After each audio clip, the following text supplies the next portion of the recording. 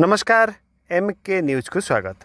कोटिया ग्रामपुंजरे mega स्वास्थ्य शिविर कोरापुट जिलापाल भी कीर्तिभासन निर्देश क्रमे पटांगी ब्लॉक कोटिया पंचायत आंध्र सीमांत नेरडीवालसा प्राथमिक विद्यालय रे एक मेगा स्वास्थ्य शिविर अनुष्ठित हो जाइछि।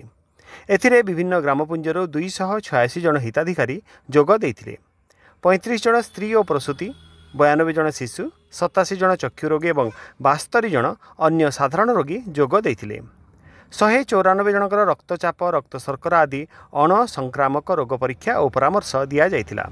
सेहीपरि 112 जनक मलेरिया परीक्षा, दृष्टिदोष थिबा 31 जन को मागणा चश्मा बंटन सहित रोगी को मागणा औषध बंटन करा जाइथिला।